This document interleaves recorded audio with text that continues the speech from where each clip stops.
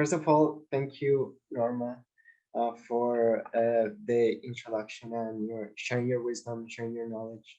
Thank you, Sean, for helping us draw these connections between this idea of consent that we tend to use in our sector, in for many of us in our work in gender-based violence prevention and broader issues like colonization at local, national, and even international levels. I really appreciated that, and I'll include that in as part of my own learning. I'll make sure to look into the resources that you shared because I think they're really important. And hi everyone, thank you for having me here. Thank you to the Learning Network for inviting me to join this event.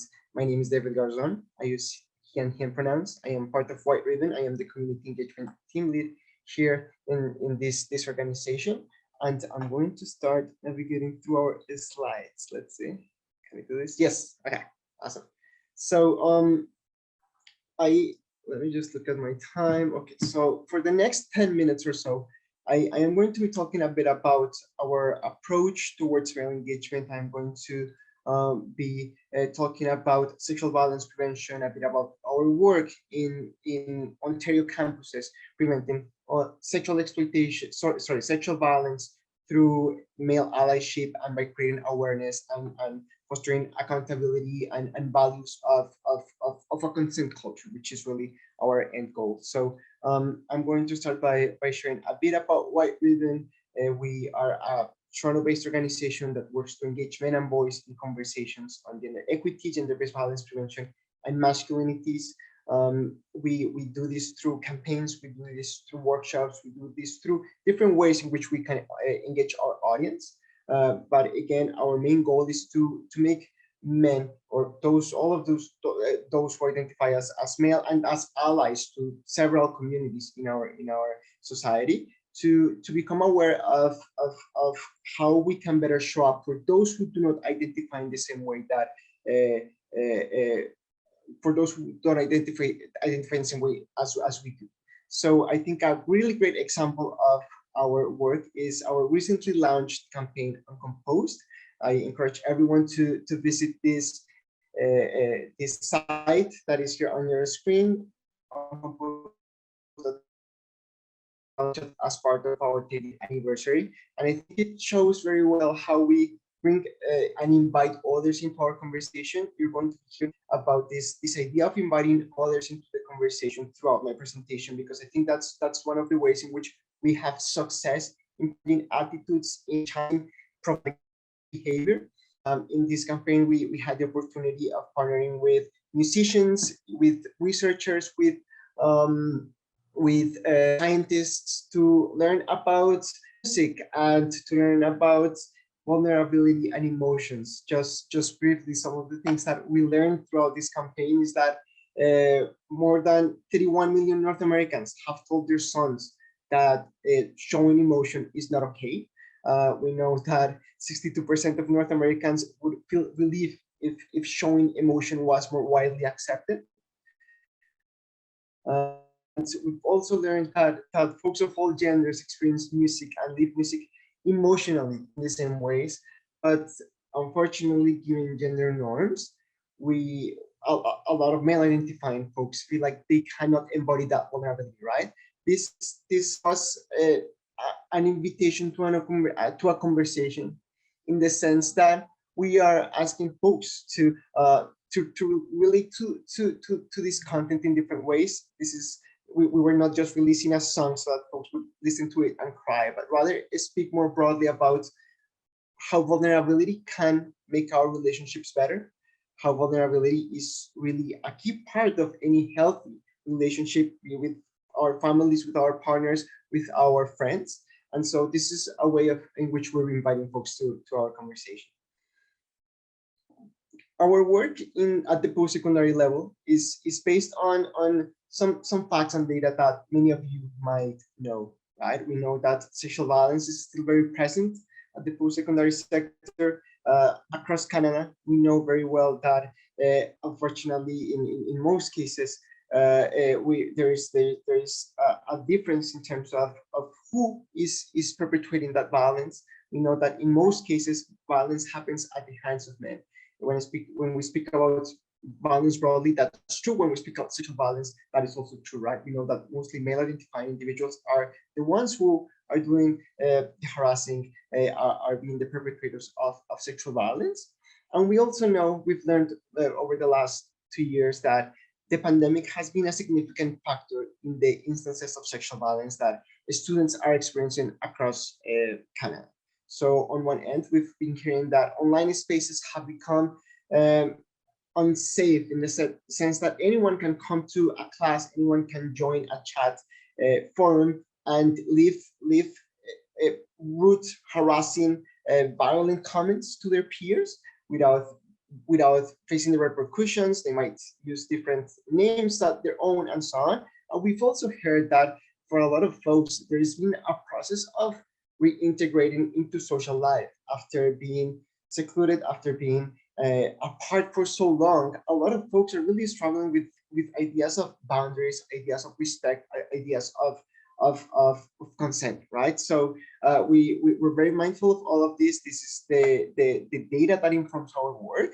And so I'm just going to briefly speak about some of the things that we do at the post-secondary sector so that we bring men into this conversation. So I think as part of all of our sessions, we try to make sure to cover at least three things whenever we are speaking about the prevention of sexual violence.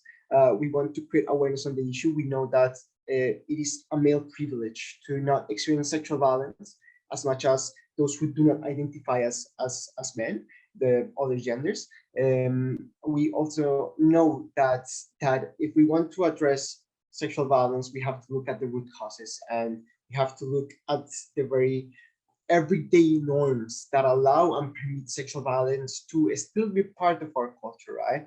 I'm talking about patriarchy, I'm talking about rape culture, I am talking about those expectations on masculinity that have historically just made it permissible for someone to abuse someone else, for someone to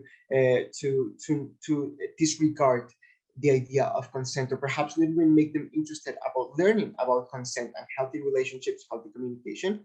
And then we move on to speaking about prevention skills. We speak about allyship, consent, education, bystander intervention. So while we navigate these topics, we make sure to look at some best practices. We make sure to create a safe space for everyone to come into our conversation. So I am sharing some of the ideas and core practices that define our work. I invite everyone else to reach out if they have any questions, or to access some of our resources on our website to learn more about this. But just in a nutshell, something that is really important for us, this is the second point here on this slide, is to always create spaces for vulnerability and for storytelling in our sessions. We always come with a lot more questions than answers whenever we're bringing this work to male identifying students. We ask the questions of, how did you learn about what masculinity means? What was your first message in terms of what it means to be a man, right? And I was just discussing, I was having a conversation with one of our community partners yesterday, and they were telling me, well, we need you because you're the experts. And I said, I do think that all of us are experts in terms of gender and gender expectations, because I think we all have a memory of those first few times when we were kids, that in which we were told, you do not do this because you're a guy, because you're a girl, because boys don't do this because girls don't do this, right? And I think throughout our lives we become experts, and we know that gender expectations exist. We're told to not look at them, we're told to not acknowledge them. But I think we all, if we look back to our own history, there is a line to trace, and a history to unpack together, right? So that's one way in which we engage with identifying students. They bring their own stories, they connect core concepts to their own narratives. We also try to leverage peer-to-peer education as much as possible. We know that a single person talking to a big audience, 30 people, 500 people, might not be as inviting or perhaps might not create a space in which folks are challenged and able to influence one another, as if we set up a context in which peers are constantly talking to each other about this issue and sharing their own stories. I've had many sessions in which I'm working with a group of male identifying students, and a lot of them are going to start the session just by rolling their eyes, really not like through their body language, or perhaps openly sharing with me that they do not want to be there. But then when they hear their peers talk about these issues and say, "Hey, sexual violence prevention, gender-based violence prevention really matters to me because of this," then they start paying attention. They had never had this conversation with their peers before, probably. But if we open up the space, they come to realize that this issue matters to them a lot more than they thought, and that also matters to their friends. And it's something that they had never spoken about. We invite them to reimagine masculinity, relationships, and we invite them to challenge the norms that I was just speaking about, that create this idea of masculinity that unfortunately oversees and is not mindful of boundaries and consent. I am running out of time, and 10 minutes just flew by, but I think I want to finish. I want to finish by sharing some of the key concepts that we unpack through our sessions. We unpack the idea of empathy, the idea of showing up for those who do not identify in the same way as we do, allyship, this idea of just showing up for one another, even if our experiences or stories, our lives have been very different. Bystander intervention, we do know that bystander intervention does make a difference whenever we're challenging the norms that enable sexual violence. Accountability, what do I have to look inside of myself as a first step to become an ally? What are the things that I have to challenge about my own beliefs that can help me show up better for others? And then consent culture. How do we create this idea of consent culture in which sexual violence is not normalized and is challenged constantly in our own through our own voices and our own actions? So I invite everyone to follow us on social media. I invite all of us to please visit our a website, whiteribbon.ca, and please feel free to reach out to me if you have any questions, any comments. I am not going to take more time, but I want to invite you to please, if you want to expand your knowledge on our experience engaging male identifying students at the post-secondary sector, there is a recording from a previous event that we had about 2 years ago, in which I spoke more broadly about this issue. I was really nervous that day. I started quite a lot more than today. But I think it was a great session. So if you want to find your knowledge, please go ahead and look out for that recording, because it's I'm pretty sure it's in one of the channels by the Learning Network. Thank you so much, everyone.